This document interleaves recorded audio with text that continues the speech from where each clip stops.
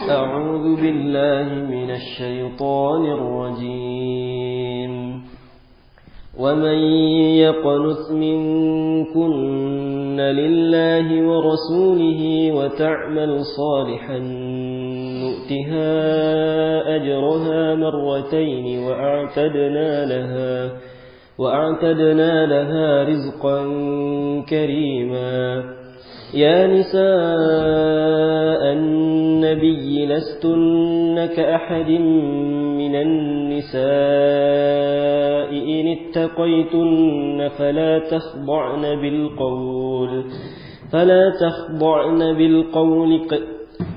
تخضعن بالقول فيطمع الذي في قلبه مرض وقلن قولا معروفا.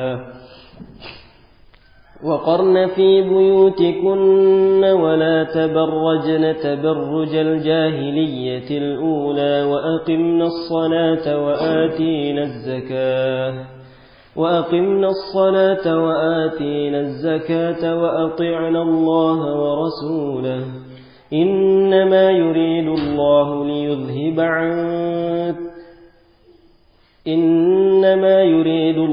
ليذهب عنكم الرجس أهل البيت ويطهركم تطهيرا. واذكرن ما يتلى في بيوتكن من آيات الله والحكمة إن الله كان لطيفا خبيرا. إن المسلمين والمسلمات والمؤمنين والمؤمنات والقانتين والقانتات والصادقين والصادقات والصابرين والصابرات والخاشعين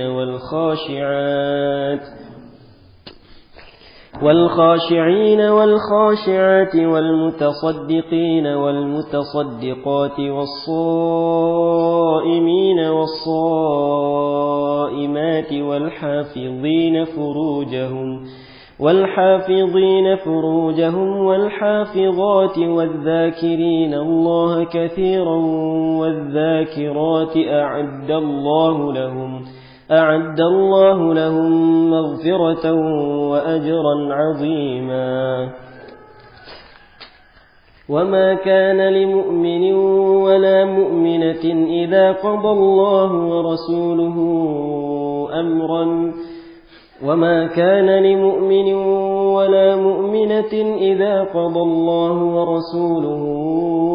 أمرا أن يكون لهم الخيرة من أمرهم ومن يعص الله ورسوله فقد ضل ضلالا مبينا. وإذ تقول للذي أنعم الله عليه وأنعمت عليه أمسك عليك زوجك واتق الله وتخفي في نفسك ما الله مبديه وتخشى الناس والله أحق أن تخشاه. فلما قضى زيد منها وطرا زوجناكها لكي لا يكون على المؤمنين حرج في أزواج أدعيائهم إذا قضوا منهن وطرا وكان أمر الله مفعولا. ما كان على النبي من حرج فيما فرض الله له سنة الله في الذين خلوا من قبل وكان أمر الله قدرا مقدورا. الذين يبلغون رسالات الله ويخشونه ولا يخشون أحدا إلا الله وكفى بالله حسيبا. ما كان محمد أبا أحد من رجالكم ولكن رسول الله وخاتم النبيين وكان الله بكل شيء عليما. يا أيها الذين آمنوا اذكروا الله ذكرا كثيرا وسبحوه بكرة وأصيلا هو الذي يصلي عليكم وملائكته ليخرجكم من الظلمات إلى النور وكان بالمؤمنين رحيما تحيتهم يوم يلقونه سلام وأعد لهم أجرا كريما يا أيها النبي إنا أرسلناك شاهدا ومبشرا ونذيرا وداعيا إلى الله بإذنه وسراجا منيرا وبشر المؤمنين بأن لهم من الله فضلا كبيرا وبشر المؤمنين بأن لهم من الله فضلا كبيرا ولا تطع الكافرين والمنافقين ودع أذاهم وتوكل على الله وكفى بالله وكيلا يا أيها الذين آمنوا إذا نكحتم المؤمنات ثم طلقتموهن من قبل أن تمسوهن فما لكم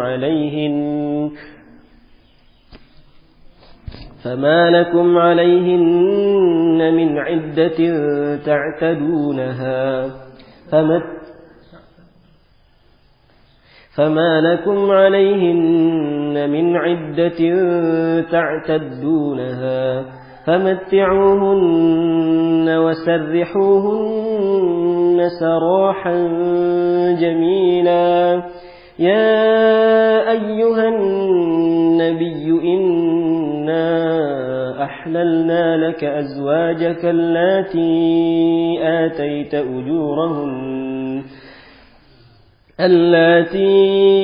آتيت أجورهن وما ملكت يمينك مما أفاء الله عليك وبنات عمك وبنات عماتك وبنات خالك وبنات خالاتك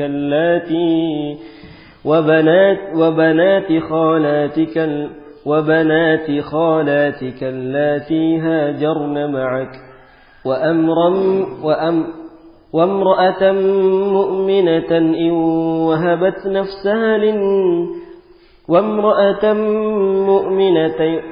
وامرأة مؤمنة إن وهبت نفسها للنبي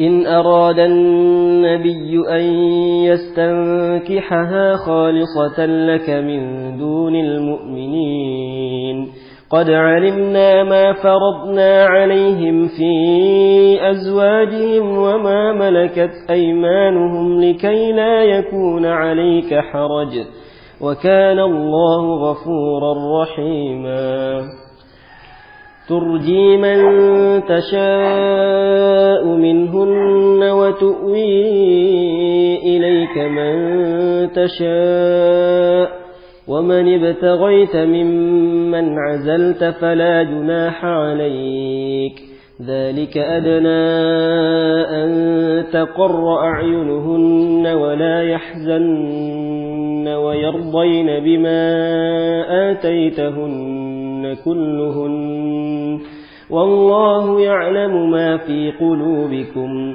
وكان الله عليما حليما لا يحل لك النساء من بعد ولا أن تبدل بهن من أزواج ولو أعجبك حسنهن إلا ما ملكت يمينك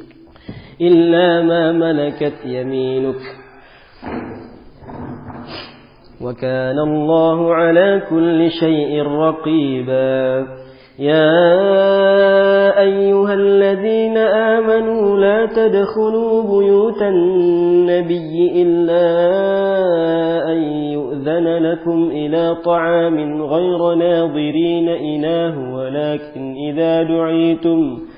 ولكن إذا دعيتم فادخلوا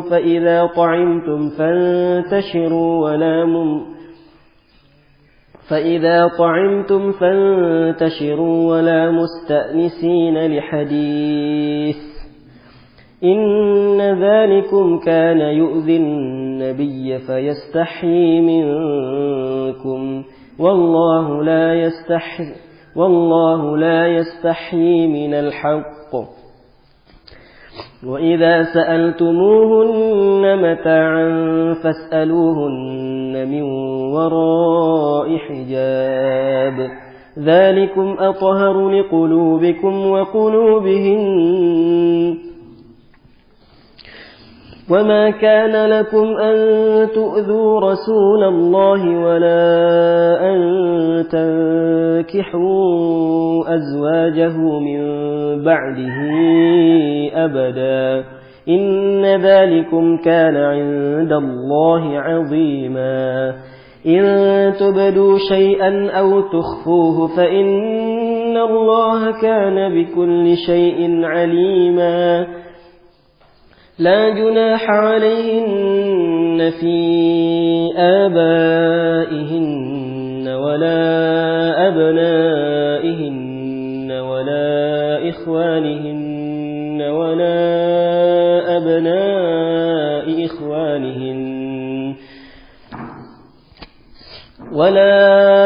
إخوانهن ولا أبناء إخوانهن ولا أبناء أخواتهن ولا نسائهن ولا ما ملكت أيمانهن واتقين الله إن الله كان على كل شيء شهيدا إن الله وملائكته يصلون على النبي يا أيها الذين آمنوا صلوا عليه وسلموا تسليما إن الذين يؤذون الله ورسوله لعنهم الله في الدنيا والآخرة وأعد لهم عذابا مهينا والذين يؤذون المؤمنين والمؤمنات بغير ما اكتسبوا فقد احتملوا بهتانا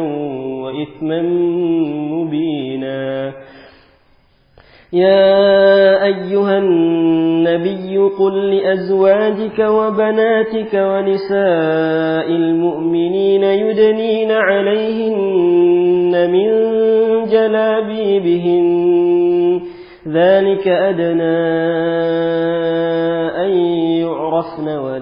ذلك أدنى أن يعرفن فلا يؤذين وكان الله غفورا رحيما لئن لم ينته المنافقون والذين في قلوبهم مرض والمرجفون في المدينة لنغرينك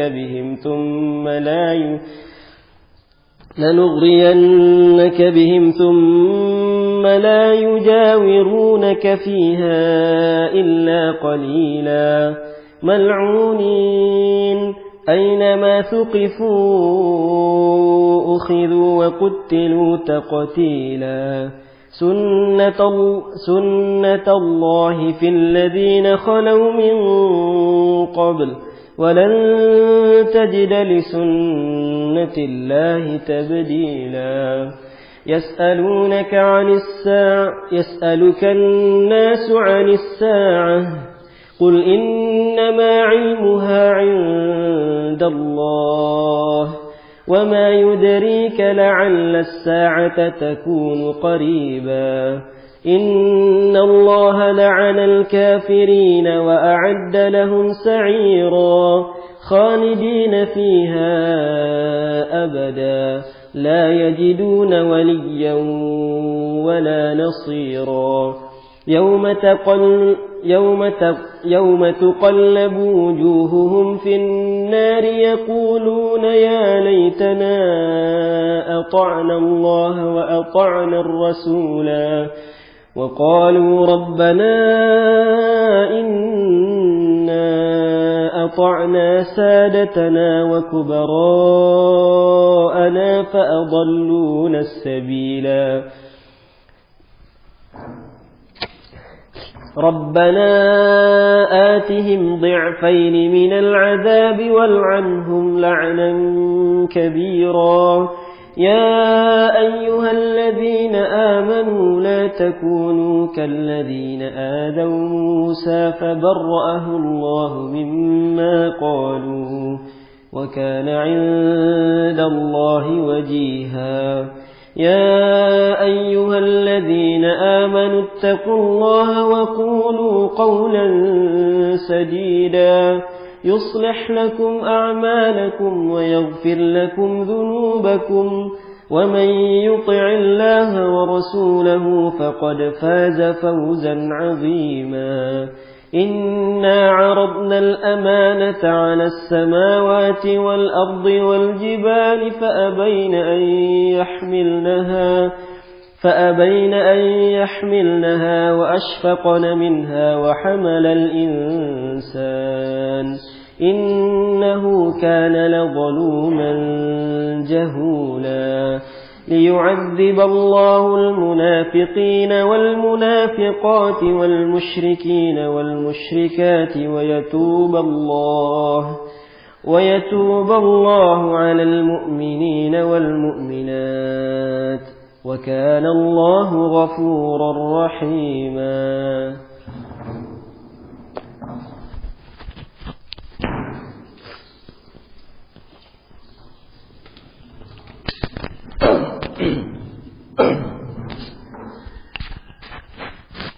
Assalamualaikum warahmatullahi wabarakatuh. Alhamdulillah wassalatu wassalamu ala Rasulillah wa ala alihi wa sahbihi wa mawala. Amma ba'd. Ayyuhal ikhwah barakallahu fikum, kita berada di surah Al-Ahzab. Al-Ahzab. Kelompok-kelompok. Nama surah ini dinamakan dengan Al-Ahzab karena Allah menyebutkan kelompok-kelompok orang musyrik dan orang-orang yang ikut-ikutan dengan mereka ketika kaum musyrikin hendak memerangi kota Madinah. Maka Allah pun mengembalikan mereka dengan kerugian.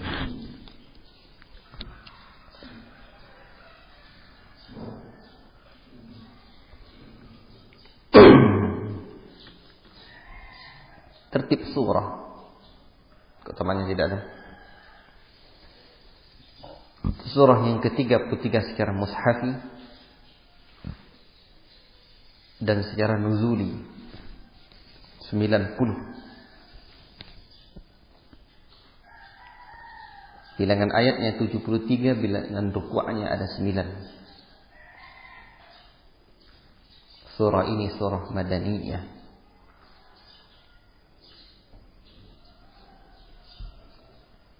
Pesan utama surah ini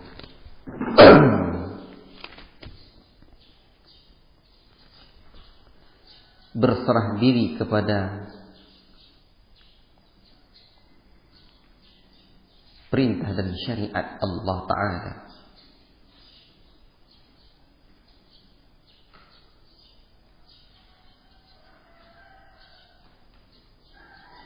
Dalam aturan kekeluargaan, kemasyarakatan, ketenteraan, pemerintahan, dan lain-lain.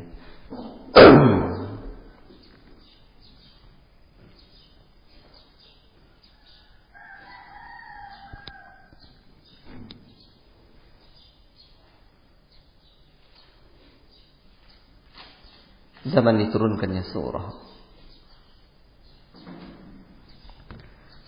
Al-Ahzab diturunkan tahun keempat,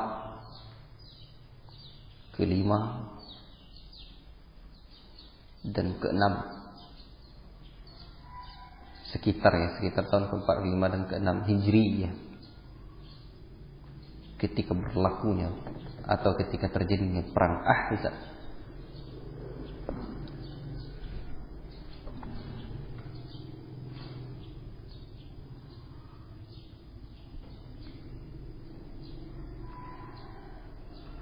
Dan juga ketika perkawinan Rasulullah atau pernikahan Rasulullah. Pendek piti zakat lo. Kiki, ambil uang tambahan tu pulang gitu.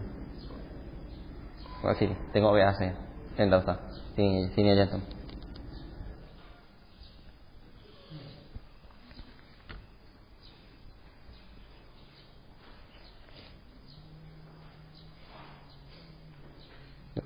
Umat tu pulang.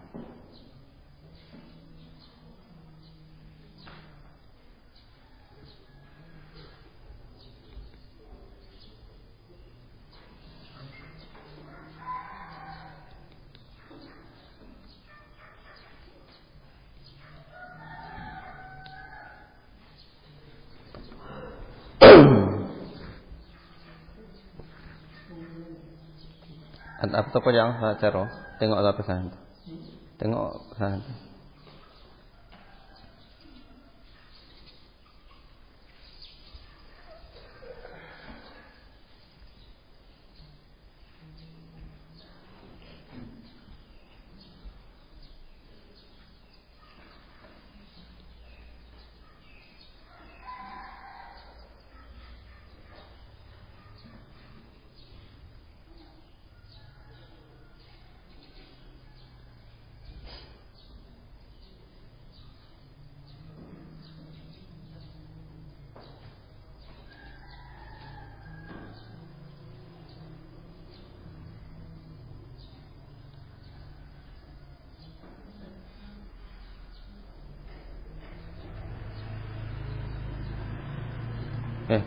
Pengambil.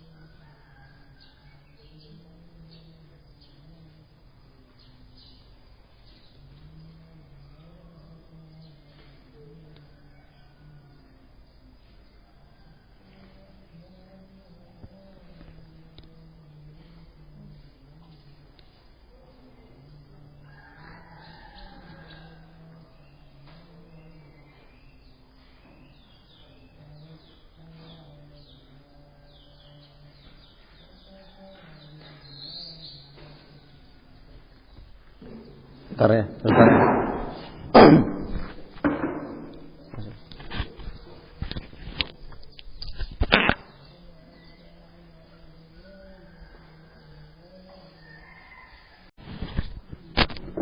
Zaman diturunkannya surah Al-Ahzab. Al-Ahzab.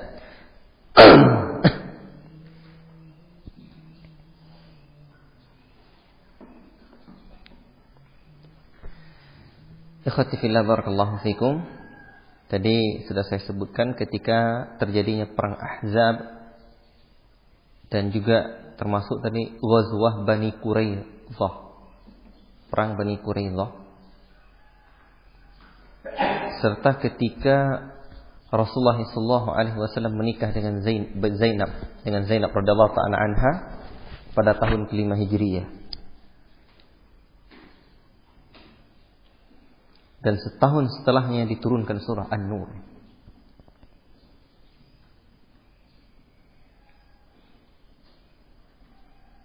Jadi walaupun dari segi tertib dia surah Al-Ahzab lebih duluan daripada surah An-Nur lebih duluan daripada surah Al-Ahzab, tetapi dari sisi tertib nuzulinya, turunnya, surah An-Nur lebih dulu, surah Al-Ahzab lebih duluan daripada surah An-Nur.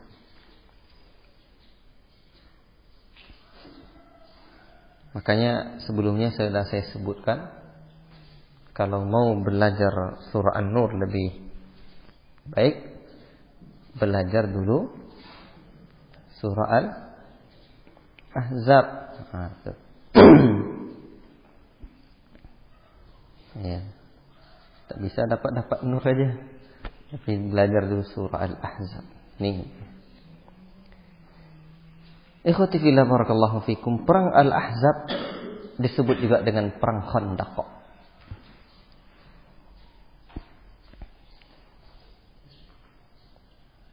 Ketika itu orang-orang kafir Quraisy dengan sekutu-sekutunya telah bersepakat untuk mengepung kota Madinah. Dia ingin kepung Madinah.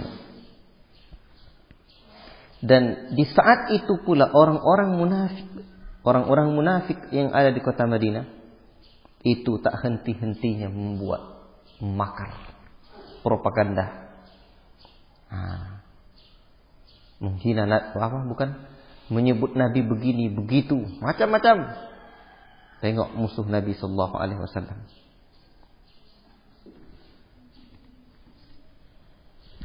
Baik, ikhwati fillah barakallahu fikum. Oleh sebab itulah Allah di ayat yang pertama menyebutkan apa?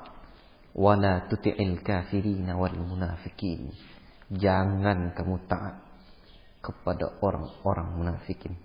Ya ayuhan nabi, ittaqillah. Takutlah kamu kepada Allah. Bertakwa kamu kepada Allah. Wala tuti'il kafirina wal munafikin. Jangan kamu taat kepada orang kafir dan munafik. Baik.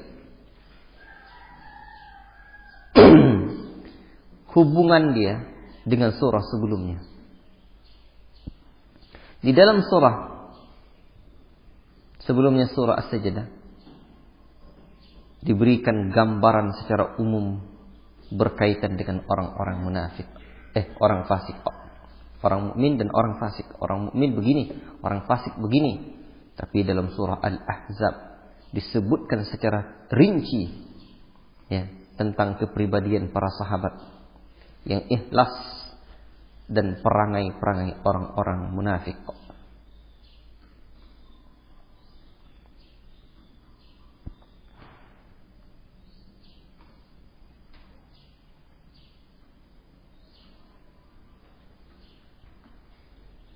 Di dalam kemudian hubungan dia dengan surah setelahnya, surah Al-Ahzab disebutkan kritikan, ya, dan tuduhan orang-orang munafik kepada Rasul.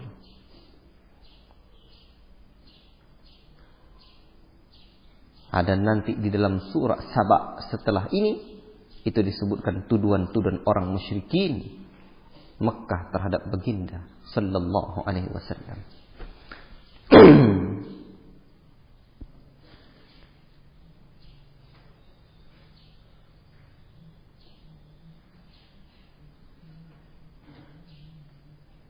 Baik. Ikhwati fillah barakallahu fikum. Kita baca paragraf pembahasan yang ada dalam surah ini. Hukum keluarga, kekeluargaan haruslah berdasarkan tetapan Allah dan Rasulnya. Tak sembarangan-sembarangan saja. Bukan dengan tetapan lain, bukan adat istiadat, bukan ini begitu, begini begitan. Buat payah adat nih, seriuslah. Belum lagi mulai nikah, ada payah kita dibuatnya. Nikah itu simpel saja. Ya, mudah saja nikah. Tapi adat istiadat nih, macam-macam. Minta isi kamar lah, minta isi dapur, jangan bilang lagi itu. Sedang isi kamarnya diminta. Nah, itu berat. Padahal bisa saja. Tengok ketika Rasul nikah dengan Fatimah. Bagaimana Rasul nikah dengan Fatimah? Bukan Rasul, Ali radhiyallahu taala anhu. Rasul menikahkan Fatimah. Apa mahar Ali? Rasul tanya kat Ali. Ya. Apa yang kamu punya untuk menghalalkan dia? Maharnya? Ali kata tak ada. Bukankah dulu ada baju besi? Baju besi itu Rasul juga yang kasih kan? Nah, bayangkan tuh. Pembelian Rasul juga. Akhirnya nikah. Dan Masya Allah, ketika nikah ya ikhwan, ya tempat tidurnya keras, macam-macam. Nah, berarti kalau ikut cara Rasul, itulah nikah nanti dapat tempat tidur yang keras, begitu. Oh, suruh nikah, disuruh siapkan segala, tak mau nikah rugi sangat kalian. Baik, tengok cara mudahnya, cara mudah Rasul. Ini tidak buat baralik gadang, buat habis uang banyak-banyak. Setahun nikah dah cerai pula. Orang dah bertahun-tahun nikah masih merasa pengantin baru. Ini tidak, baru setahun nikah dah seperti dan nenek-nenek, kakek-kakek rasa hidup dia. Itulah kalau tidak berjalan dengan syariat Allah itu. Mak kita di rumah perlu juga didakwahkan ini. Orang tua kita payah. Kalau enggak kacau bilau. Kata orang Surat. Berat sekali. Apalagi misalkan ada beberapa daerah yang seperti itu. Misalkan orang Medan, payah tuh. Kecuali yang memang tak ikut itu. Atau orang Mengkinang, payah tuh. Orang Kampar, lah minta ampun. Banyak macam-macamnya. Inilah itulah. Makanya kalau memang ikut cara Nabi, mudah, simple. Jadi pertama, takwa dan tawakal kepada Allah. Allah suruh Nabi kita ikuti cara Allah saja. Jangan ikut cara orang kafir dan munafik itu. Jangan ikut cara Allah. Dan bertawakallah kepada Allah. Sampai ayat yang ketiga. Ini ayat 1-3 nih nyuruh Nabi untuk ikut cara Allah, walaupun khitabnya kepada Nabi, tapi juga untuk kita nih. Karena kita juga disuruh ikut kat Nabi. Baik. Kemudian hukum zihar dan kedudukan anak angkat. Ini hukum-hukum yang berkaitan dengan hukum keluarga. Jadi nanti di dalam surah ini ada hukum-hukum yang berkaitan dengan dengan keluarga dan kemasyarakatan. Jadi ini zihar dulu. Ya.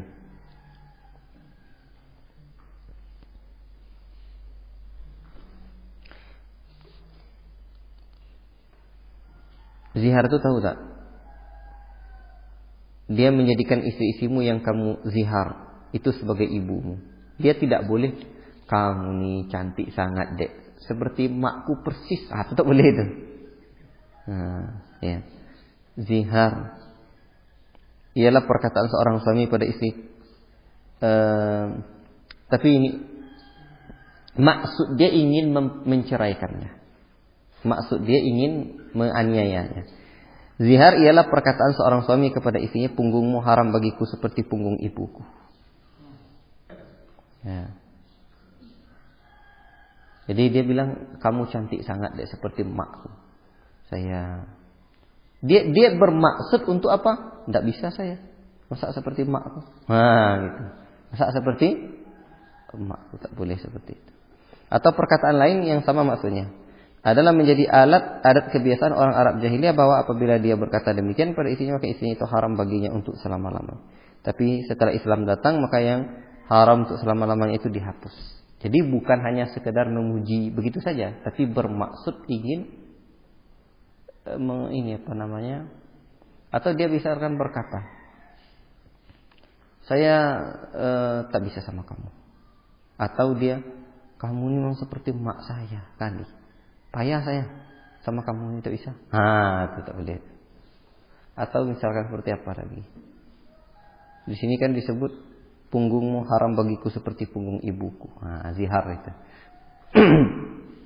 Kan mak kita tak boleh kita gauli kan gitu. Baik.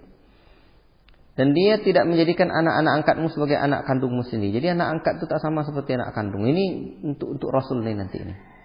Karena Rasul akan menikah dengan Zainab. Zainab itu istri suami dia pertama itu siapa? Zaid bin Haritha. Zaid bin Haritha itu siapa? Anak angkat Nabi. Jadi rumah tangga Zainab dengan Zaid bin Haritha itu tak ada kecocokan. Allah takdir begitu. Ya. Kalau digali ini panjang kali hikmahnya. Ada apa kira-kira? Saya singgunglah sedikit. Zainab ini orang berkedudukan tinggi. Ya. Si Zaid bin Haritha ni ayah dia ya orang biasalah, orang miskin. Dia budak dulu. Ya, tapi dia budak ya. Baik, jadi tuh. Akhirnya memang tak cocok juga. Makanya Allah tuntunkan nikah tu elok-elok, pisah tu juga elok-elok. Nanti di ayat selanjutnya ini akan ada nih. Lepaskan dia dengan wasarrihuhunna sarahan jamilah. Lepaskan dia, ceraikan dia dengan cara yang elok-elok. Kawin elok, cerai pun elok.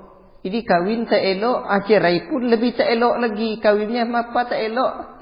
Dah tumbuh ada potui. Baru kau nikah. Tahu kalian nikah tumbuh ada potui? Tuh. Bandung dulu baru Jakarta, Ngandung dulu baru nikah. Aku dah tu. Cerainya tentu lebih parah lagi. Jadi Islam ini beri tuntunan. Makanya ya. Jadi ini hikmah juga. Kalau nak langgeng rumah tangga kita, istri turun siapa namanya itu? Setahap ke bawah. Suami naik ke atas. Jangan mau aja di bawah kedudukan istri. Itu dia. Tapi ilmunya banyak dari saya, Ustaz. Itulah menuntut ilmu. Kita punya suami ini harus lebih dari istri itu dalam 3 hal. 1, camkan ini isi otak kalian nih. 1, apa? Kita mesti lebih banyak ilmu dari istri kita. Sehingga dia bisa tempat curhatnya kita. Ini tidak cari ini tempat curhat yang lain. Tak ada ilmu. Ilmu tu banyak. Tidak ilmu ngaji Quran saja. Tidak ilmu ngaji hadis begitu hafal begitu saja. Makna-makna kandungan dia bagaimana ditadbik, diterapkan dalam kehidupan. Sehingga jadi seorang qawam, pemimpin rumah tangga. Makanya kalian kalau cari suami itu tengok-tengok. Jangan sembarangan saja. Asal nak kahwin aja dah. Keliru sangatlah hidup seperti itu. Coba tanya guru, tanya buya, tanya ustaz. Itu baru. Tidak. Kalau tak tahu ilmu payah. Dia orang mudah berbuat sesuatu itu cuma 2 saja. Pertama, orang tak ada ilmu, mudah dia berbuat sesuatu. Kedua, orang punya ilmu, mudah juga dia buatnya. Seperti orang megang istri lah. Ada orang punya ilmu, senang dia megangnya, santai saja dia. Kita takut, dia tak takut lah. Tetapi kalau ada juga orang yang mudah dia pegang-pegang istri, dia tak tahu sama sekali, tak ada ilmu, pegang-pegang kesentrum. Tuh. Jadi mau yang pertama atau yang kedua? Jadi, itu yang pertama, camkan itu. Ilmu kita mesti lebih banyak dari istri kita. Ustaz, tapi saya mau nikahi penuntut ilmu, Ustaz, biar kami sama-sama nuntut ilmu. Mudahnya itu. Dia perempuan nih, kalau udah jadi istri dia, ikut cara suami. Kemudian dia perempuan tak bisa banyak belajar lagi. Ya, ikut kita aja dia. Banyak sih perempuan juga yang bisa belajar, tapi tidak akan semudah suami dia belajar dia. Suami dia akan banyak ilmu, dia akan lebih menguasai banyak keilmuan lagi, dapat ini, dapat itu mudah. Ya kan? Itu dia. Walaupun ada juga istri yang lebih hebat dari suami dia. Tapi jangan pula nanti suami saya orang bodoh, Ustaz, biarlah saya tak nuntut ilmu lagi biar dia lebih hebat dari saya. Keliru juga tuh. Jadikan suamimu banyak ilmunya. Tapi cara hidup tuh perlu sedikitlah dimuliakan dia. Walaupun uang kita ada, uang kita bersama aja lah ini mas. Itu dia, kalau tak ada masuk hidup saya hampa. Contoh tuh. Ini tak nak saya panjangkan, tapi kalau udah kaitan dengan ini apalagi banyak nak berkawin ini. Perlu juga ditambah nih. Jadi itu apa tadi? Banyakkan ilmu kita. Maka belajar.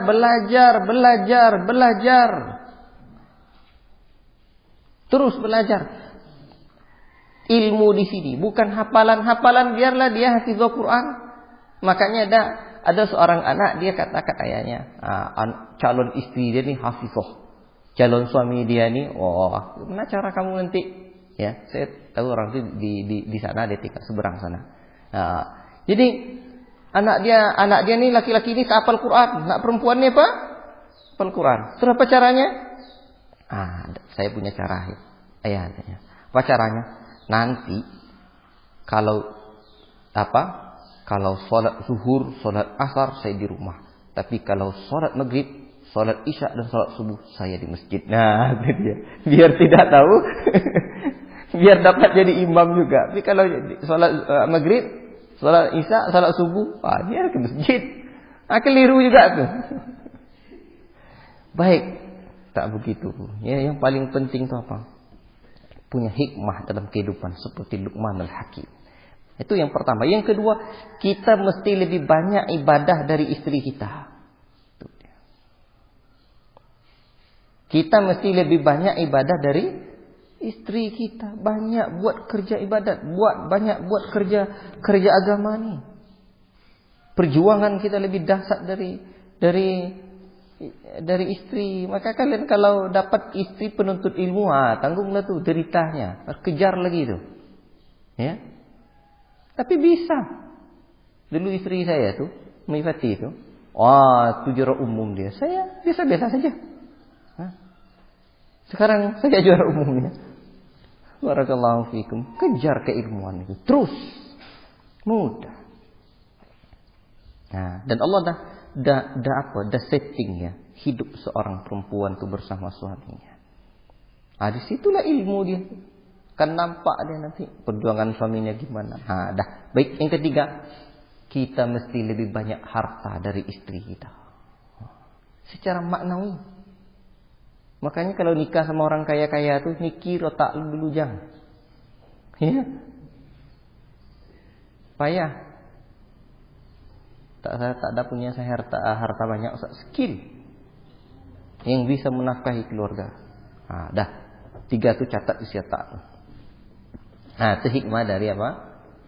Zainab. Tapi memang Zainab ini cara Allah ingin mengajar kita. Allah takdirkan buat terjadi sesuatu kejadian di zaman Nabi biar ada satu hukum. Ini saya yang lihat.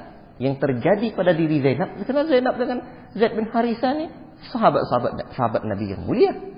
Akhirnya apa? Begitu Zainab diceraikan oleh Zaid bin Harisah, Allah batalkan syariat. Apa? Anak angkat itu tidak sama dengan anak kandung. Kalau anak kandung selama-lamanya menantu kita itu tak boleh lagi dinikahi. Tak boleh lagi. Umpamanya ada anak kandung kita nikahi perempuan, tiba-tiba tak elok cerai dia misalkan, cantik pula mantan menantu saya ni. Kita nikahi tak boleh tu. Tidak boleh. Dah anak kita. Jadi nasab mu'abbad dia namanya. Selama-lamanya dia. Walaupun dah pisah nanti, walaupun dah meninggal mertua kita tu tetap kita tidak batal wuduk kita dengannya. Menantu kita tu tak batal wuduk dengannya. Inilah dia. Jadi akhirnya apa? Nabi SAW pun menikahi Zainab, wanita mulia ini.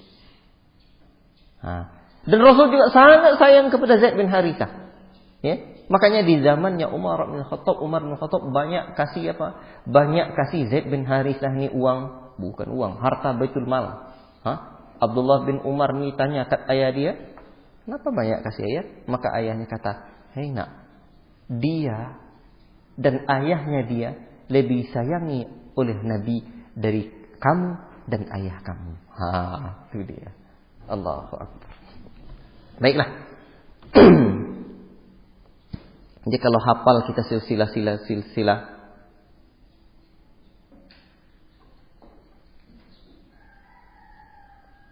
Kalau hafal dia silsilah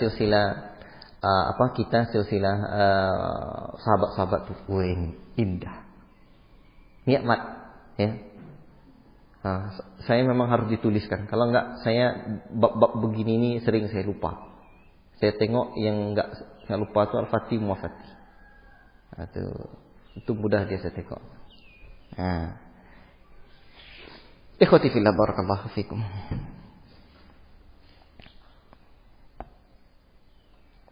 Kedudukan hubungan darah dan hukum waris.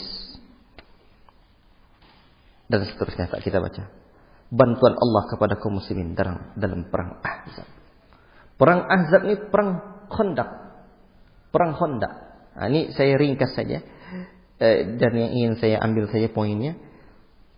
Perang Ahzab ini itu, Masya Allah, Rasul buat strategi apa? Strategi Rasul dalam perang Ahzab ini indah. Nanti dalam kisah itu kita boleh ceritakan. Jadi Rasul buat parit itu atas usul Salman al-Farisi, ya, Salman al-Khair yang datang dari negeri Habasyah sana, Ethiopia sana. Dia buat usul itu. Ya, Salman dari Persia. Jazakallah khairan. Nah, gitu-gitu tuh ingatkan saya. Jadi ini Salman, itu strategi perang yang orang belum tahu banyak dahulu tuh. Dibuatnya parit itu banyak dalam Rohikul Mahtum. Dalam Rohikul Mahtum itu disebutkan Rasul memukul memukul batu itu. Bismillahi Allahu Akbar. Rasul pukul batu itu. Nampak ada Rasul kemenangan kaum muslimin. Rum akan dikalahkan, Persia akan dikalahkan. Yaman akan dibuka untuk Nabi Sallallahu Alaihi Wasallam. Jadi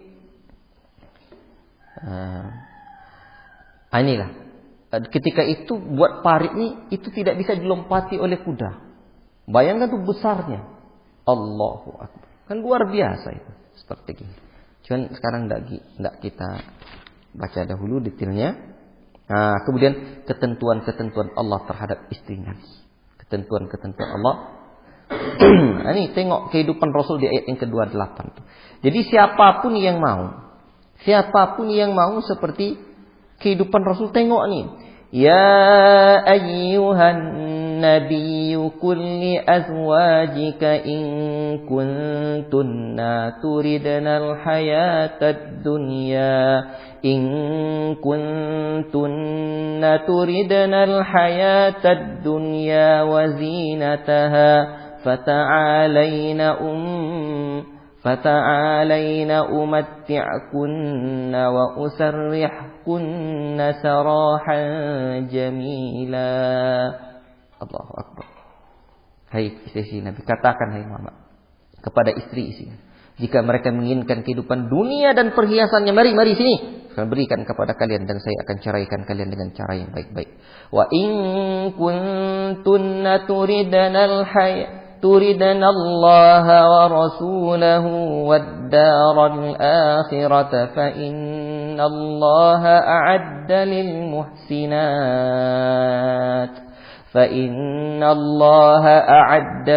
muhsinat minkunna ajran 'azima. Tapi jika kalian menginginkan Allah dan Rasulnya dan negeri akhirat, Allah berjanji menyediakan pahala buat orang-orang yang baik itu dengan pahala yang besar. Allahu Akbar. Kumpulkanlah Nabi istri.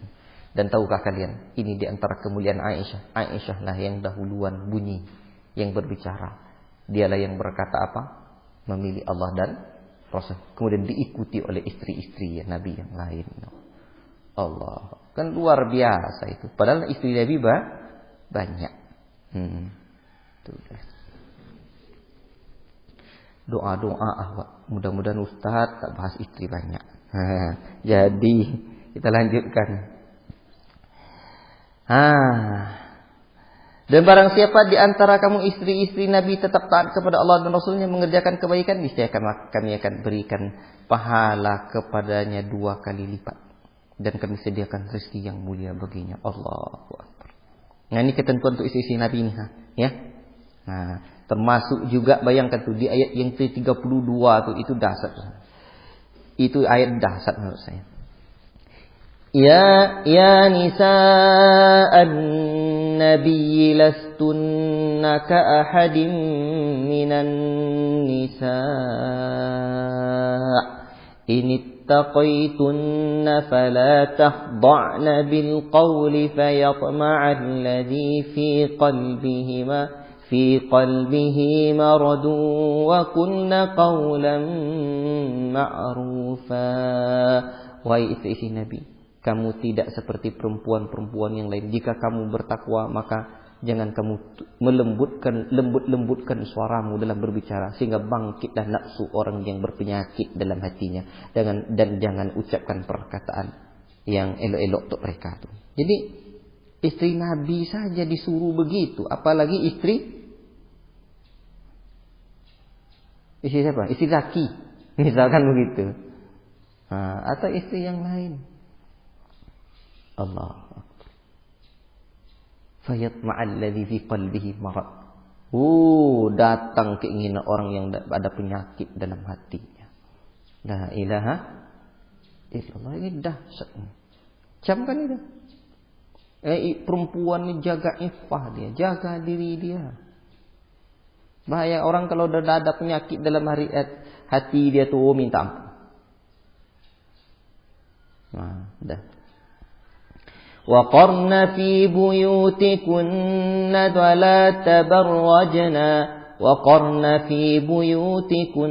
وَلَا تَبَرَّجْنَ تَبَرُّجَ الْجَاهِلِيَّةِ الْأُولَى.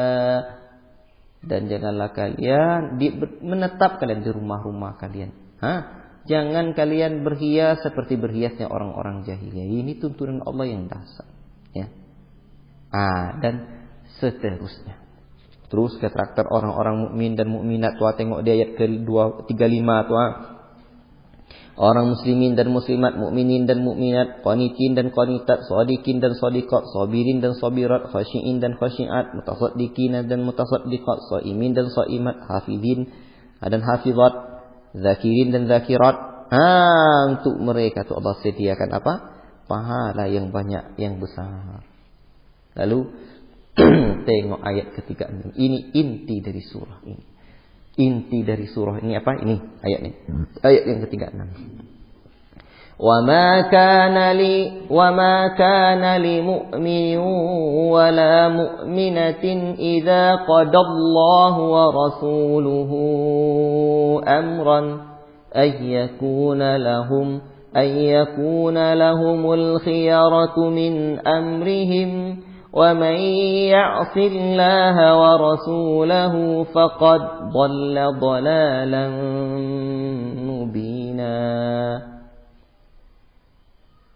Faqad apa nama hukumnya?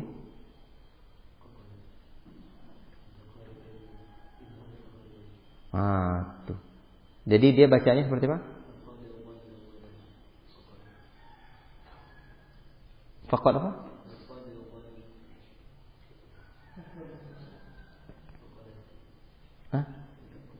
Tetap qala. Betul? Dia apa hukumnya? Barakallahu fiik.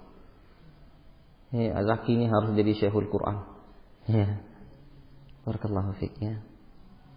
Dan nginter dulu. Kemarin saya komunikasi dengan Abu Yusuf.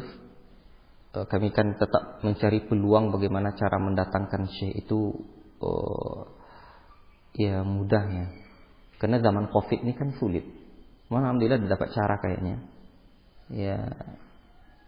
Karena Abu Yusuf kemarin kasih kabar ke saya di Ujung Batu ada syekh katanya. Itu datang dari Mesir juga. Cuma di karantina terus datang.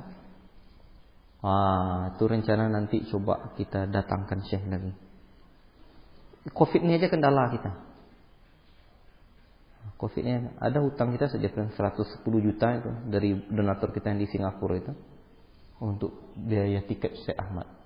Ingat nanti ya. Baiklah.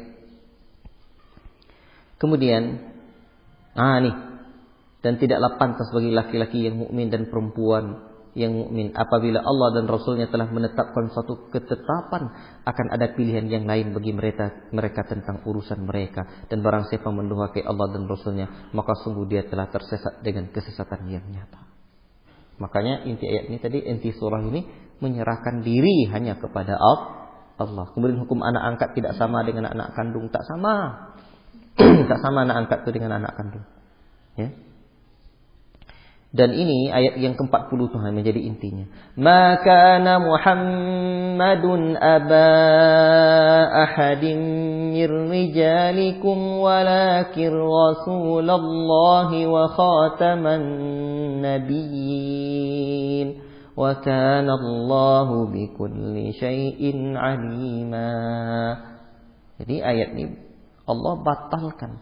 Nah, Muhammad tu tidaklah Muhammad tu ayah salah seorang di antara kalian. Yakni ayahnya Zaid bin Harithah. Tidak, itu bukan ayah kandungnya. Nabi memang sayang kat dia, tapi bukan ayah kandungnya. Mirrijalikum di antara kalian, tetapi Rasul dan penutup sekalian Nabi. Jadi dah batal semuanya ya. Khataman Nabi. Tutup sekalian, jadi penutup sekalian Nabi. Jadi bukan ayah dia. Itu inti dari paragraf ini. Cuman saya pernah berjumpa dengan orang Ahmadiyah. Cuman alhamdulillah ketika itu Ustaz ini dah jadi mantan dia, mantan Ahmadiyah, bukan Muhammadiyah, Ahmadiyah. Orang Ahmadiyah dia ayat ini dia guna pula untuk dalil Nabi itu bukan dari Nabi akhir zaman. Makanya Mirza Ghulam Ahmad Al-Qadiyah nih yang dari India tuh, kan dia mengaku jadi Nabi Al-Qadiyah. Jadi ngaku dari Nabi. Karena katanya Nabi Muhammad itu bukan apa? Bukan penutup Nabi. Ini ayat berkenaan dengan khataman Nabi ini. Nabi yang paling sempurna katanya. Makna dia sama mereka itu. Khataman Nabi ini Nabi yang sempurna. Sesuai dengan konteks kejadiannya. Muhammad itu bukan bapak seorang kalian.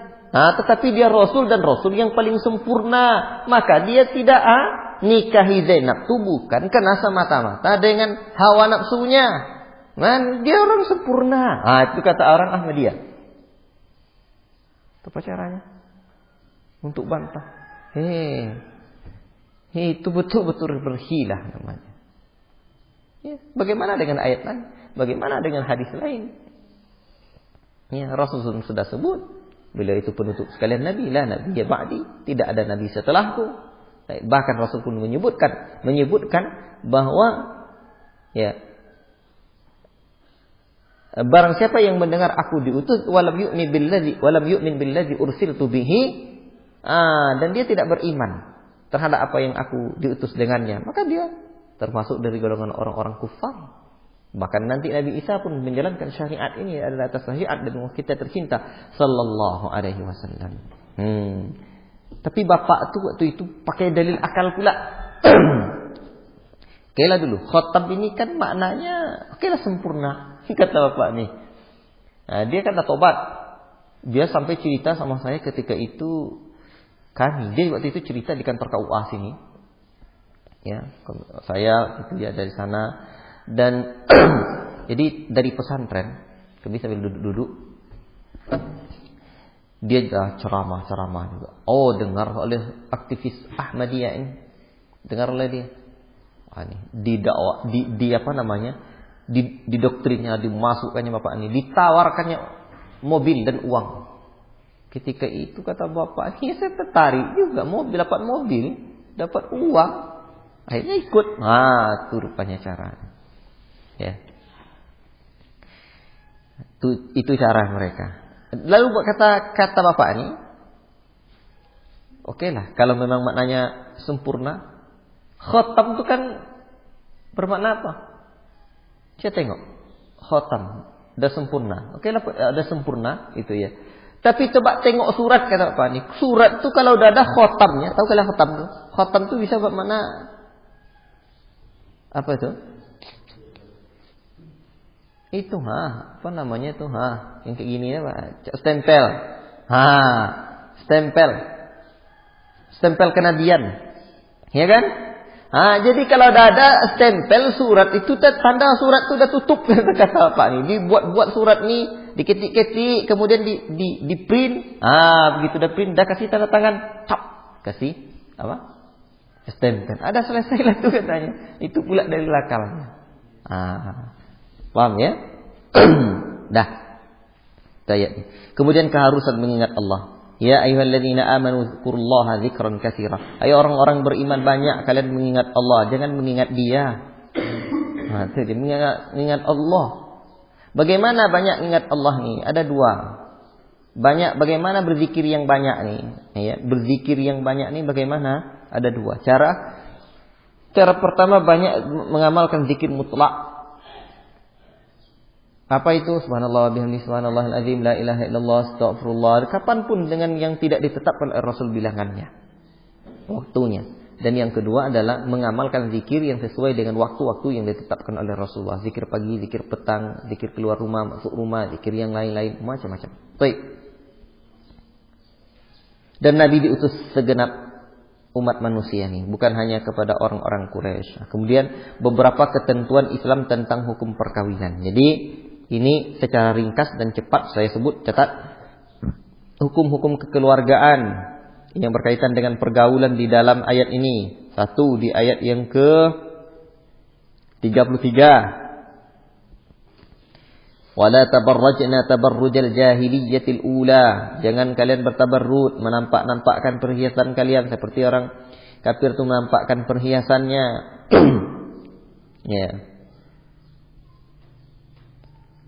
Yang kedua apa? Yang kedua ayat yang ke-53. Tengok tu fas'aluhunna min wara'i hijab. Tengok ayat 53 tu dulu. 53. Ya ayyuhallazina amanu la tadkhulu buyutan nabi illa ay yu'dhana lakum ila ta'amin ghayra nadhirina inahu. Walakin idza du'itum fadkhulu fa idza ta'imtum fantashiru wala musta'nisina li haditsin inna dzalika. Ini kepanjang nih. Inna dzalikum kana yu'dhin nabiyya fayastahyi minkum wallahu la yastahyi minal haqqi wa idza sa'altumuhunna niha. Masuk rumah Nabi di atas tu ya. Ini bawah ni, apabila kalian bertanya kepadanya mataan tentang satu keperluan, fas'aluhunna min wara'i hijab, bertanya dari balik tabir. Tuh. Dzalikum atharu liqulubikum wa qulubihinna. Itu lebih menyucikan hatimu dan hati mereka. Itulah sebab perlu guna tabir. Guna tabir lebih menyucikan hatinya dan hati mereka dan hati kalian.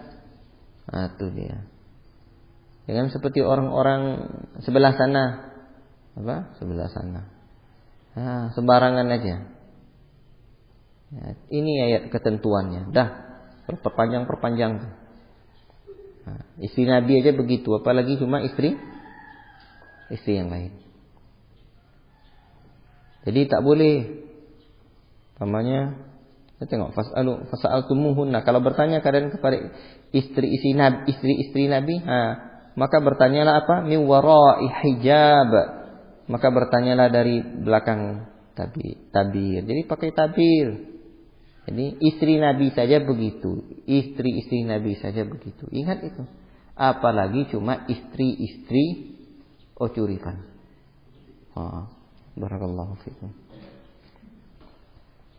Baik.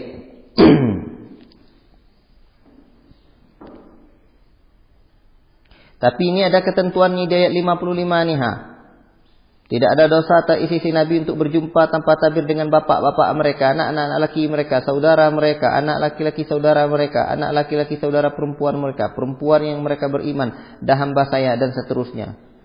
Tengok balik kampung ni, coba tengok ya. Mana mahram kita. Nanti banyak tu di internet ada foto-fotonya, bahkan ada apa namanya? Ranji-ranjinya, apa namanya itu? Silsilahnya lah, sejarahnya. Tahu sejarah? Sejarah itu silsilah lah tu. Tengok nanti.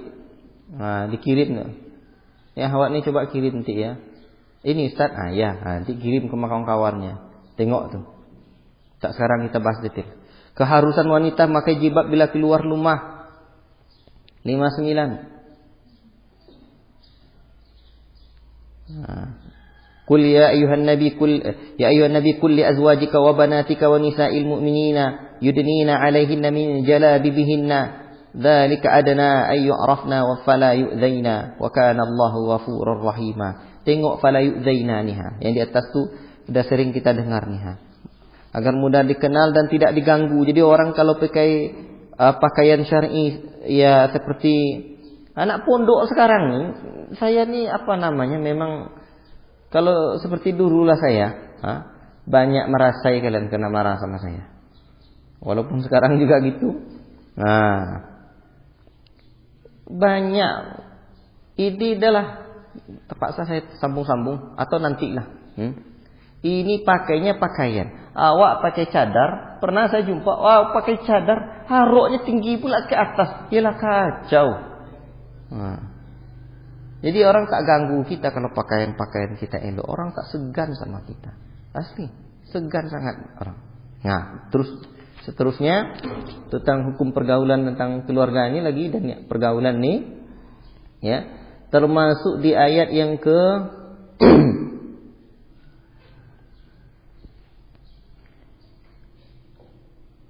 49. Likai la yakuna 'alal mu'minina harajun.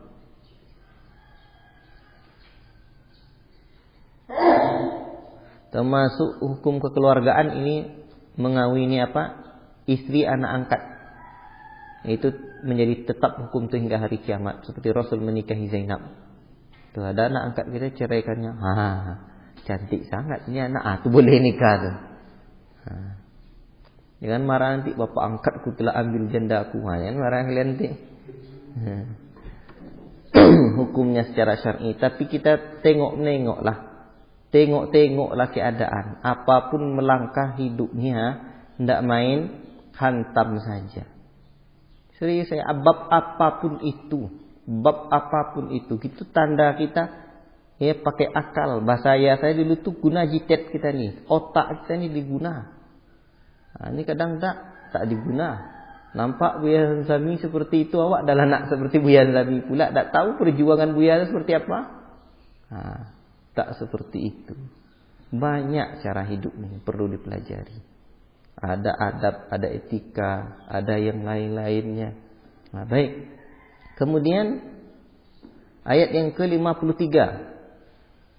Fama lakum 'alaihinna min 'iddatin.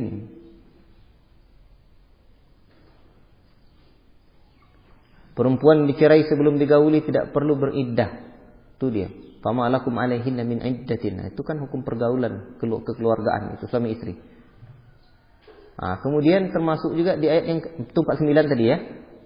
Ayat 49 tadi. Yang likai la yakuna 'alal mu'minina harajun itu ayat 37.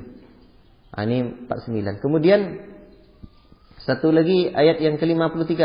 La tadkhulu buyutan nabi illa ayyudzana lakum. Tak boleh masuk rumah nabi kecuali diizinkan.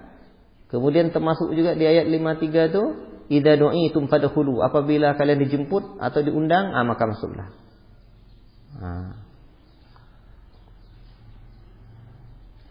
Termasuk di ayat 53 tu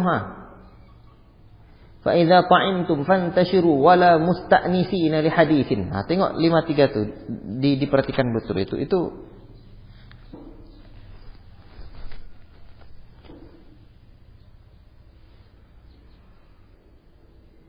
fantashiru wala musta'nisina li haditsin.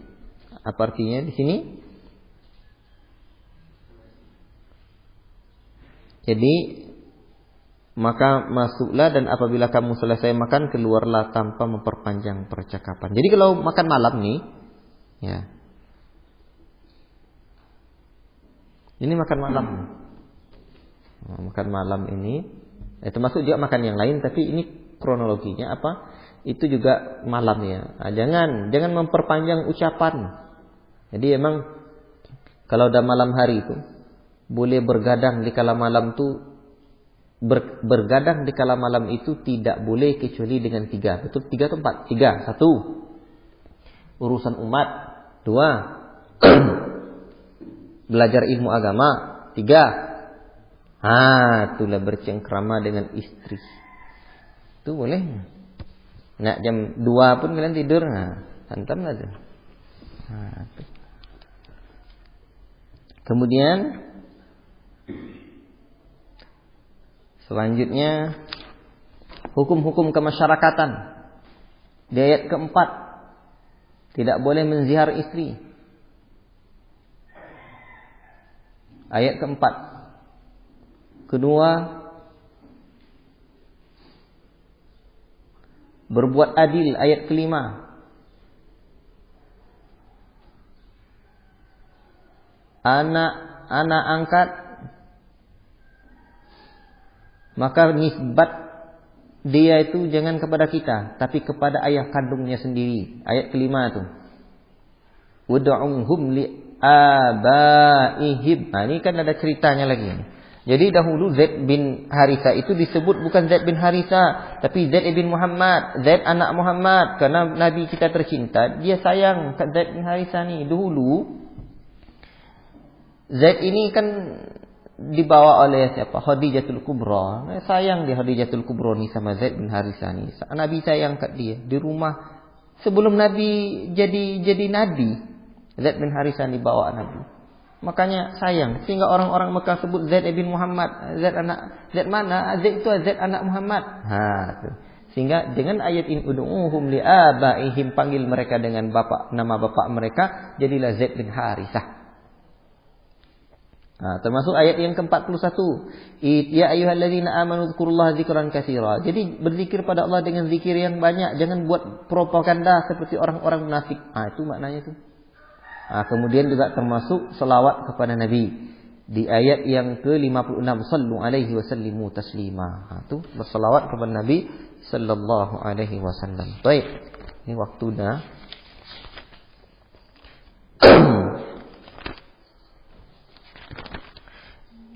Ayat ini diakhiri ancaman terhadap orang kafir. Ancaman terhadap orang kafir. Tengok ayat 69. Takwa pada Allah membawa kepada perbaikan. Wahai orang-orang beriman, jangan kamu seperti orang-orang yang menyakiti Musa, maka Allah membersihkannya dari tuduhan-tuduhan yang mereka lontarkan. Ya. Dan dia seorang yang mempunyai kedudukan dan terhormat di sisi Allah. Ini punya cerita dia nih. Ayat yang ke berapa ini? 69 ini dia punya cerita. Di mana Al-Imam Al-Bukhari rahimahullahu taala itu meriwayatkan dari sahabat Abu Hurairah radhiyallahu taala anhu bahwa Nabi sallallahu alaihi wasallam bersabda, Bani Israel dulu biasanya dia kalau mandinya mandi telanjang. Saling melihat antara satu dengan yang lainnya. Ya. Mandi begitu aja. Kata orang seperti di Bali sana. Jangan pergi kamu. Ya? Tapi di kampung kita di hulu-hulu sana kita malu sangat juga. Serius saya. Kalau diludahi dah mantap lacapnya. Orang dah buang air di mana? Di WC di rumah. Dia akan parkir dulu sana. Rata-rata di desa-desa yang ada sana tuh dia punya air dari bukit. Makanya jangan kalian bayangkan. Ya, mandinya juga di rumah. Mantap. Bahkan tak perlu pakai sanyo, mengalir terus airnya. Tuh. Tapi peradaban begitulah. Ada satu desa sebelum desa Luda itu, sebelum masuk ke Tanjung Karang yang ada jembatannya itu, tak nak saya sebut namanya sekarang. Itu minta ampun tuh peradabannya. Diceritakan juga pada saya dan kami juga melihat sendiri. Tolok dia nyangkung buaya godang baduo-duo. Dokek-dokek. Buka kain. La ilaha illallah. Seorang tan lain orang. Laki peduli lain seorang tan. La ilaha illallah, memang dahsyat. Betul lah cerita guru saya dulu waktu saya di pondok dulu. Itu orang mudik-mudik tu tolok dia mandi. Pakai celana kotok lah. Tahu kalian celana kotok? Celana singkek ikut tak? Pakai apa ni? Itulah dia tu. La ilaha illallah. Pakai celana kelelawar tu je dia. Sanggup dia tu. Ada yang perempuan gitu kata guru saya dulu tu. Jadi memang peradaban. Makanya kok balik kemudian ada dulu orang Afrika. Kok balik kemudian ni nya. Tu yang paling pertama WC semuanya tolok saya tandanya. Itulah tu. Di kampung-kampung itu begitu. Makanya pemerintah buat apa, jangan buang air sembarangan, dikasih-kasihnya merek. Itu sebenarnya salah satunya itu. Memalukan itu, tapi begitulah. Jadi Bani Israel itu biasanya dulu mandinya mandi telanjang, saling melihat antara satu dengan yang lain. Nah, sementara Musa mandinya seorang diri. Ya iyalah. Lah kan tolok orang. Nah, akhirnya mereka berkata, apa bunyinya? Demi Allah. Pakai demi Allah. Tidak ada yang menghalangi Musa untuk mandi bersama kami. Melainkan karena biji kemaluannya bengkak. Itulah pulanya. Kan hinaannya terhadap Musa. Itu dalam riwayat Bukhari itu. Lalu satu ketika Musa mandi. Lalu Musa ini meletakkan bajunya di atas sebongkah batu. Kan jauh mandi. Lalu saat itu batu ni dibawanya pakai Musa lari. Tu pula kerja batu ni. Dibawanya. Akhirnya Musa memang berjalan, pergi dia batu tu dikejar sama Musa tu. Ini dalam riwayat Bukhari, bukan cerita dapat dalam mimpi. Ya. Akhirnya dikejar sama Musa tu batu tu sambil berkata, "Bajuku wahai batu, boko mai baju rendah ini basawa." Terjemahan betul itu. Hingga Bani Israel pun ketika Musa mengejar batunya, Bani Israel pun melihat Musa. Dan ternyata Allah ingin membersihkan nama Musa. Dan orang Bani Israel pun berkata, demi Allah, Musa rupanya tidak cacat. Rupanya Musa tidak cacat. Akhirnya Musa pun mengambil bajunya, tundekkan bongi Musa, ditumbuk adanya batu tadi. Dipukulnya batu itu, apa kata Abu Hurairah? Demi Allah, pada batu itu terdapat 6 atau 7 bekas pukulan Musa. Tuh. Bagak. Makanya dulu kalau orang mencari lembu bagak, cari dia apa? Lembu tinju Musa. Sampai ada cerita-cerita nanti yun tendak. Ada buya. Belajar kan saya tadi ditumbuk lah deh. Batu tadi pakai lembu batu Musa tadi. Hanya cokong deknya. Apa? Tembok-tembok do ke Al-Azhar tadi ya. Sampai kini kau tu itu. Alai je bunyi ya. Saya tak lah ilah tu. So, angkat nombor pasal. Jadi, ini ayat yang ke-69 ni. Jadi jangan sampai kalian seperti itu diperolok-olok, begini begitu, beginyak begitan. Jangan. Dah terakhir. Tadi dah terakhir juga. Ini terakhir lagi. Ada satu ayat lagi. Tengok ayat 72 tu. Inna aradna al-amanata 'ala as-samawati wal-ardi wal-jibali fa-abaina ayyahmilnaha. Sungguhnya kami telah menawarkan amanat kepada langit dan bumi, gunung-gunung, tapi semuanya enggan diremikulnya. Manusia ini diambilnya, dipikul oleh manusia. Manusia ini sangat zalim dan sangat bodoh. Ya, itulah kekurangan kita manusia. Ya, dan untuk itulah Allah suruh kita mengamalkan amanah ini untuk betul-betul menjalankan amanah ini dengan baik. Makanya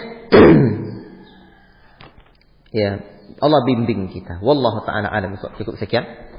Ini sudah pukul 7:17. Saya minta 8:30 hadir di sini. Saya mau kasih nasihat nanti semua ikhwan dan akhwat ya. Dan semuanya lah.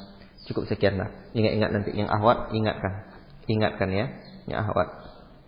Wa sallallahu wasallam ala nabiyina Muhammad wa ala alihi wa sahbihi ajmain. Ini dah juz 22 kita ni. Juz 21 dah selesai. Alhamdulillah. Ya.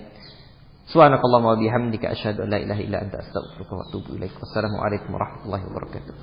Subhanakallahumma wa bihamdika asyhadu an la ilaha illa anta astaghfiruka wa atubu ilaik. Wassalamualaikum warahmatullahi wabarakatuh. Subhanakallahumma wa bihamdika asyhadu an la ilaha illa anta astaghfiruka wa atubu ilaik. Wassalamualaikum warahmatullahi wabarakatuh. Subhanakallahumma wa bihamdika asyhadu an la ilaha illa anta astaghfiruka wa atubu ilaik. Wassalamualaikum warahmatullahi wabarakatuh. Subhanakallahumma wa bihamdika asyhadu an la ilaha illa anta astaghfiruka wa atubu ilaik. Wassalamualaikum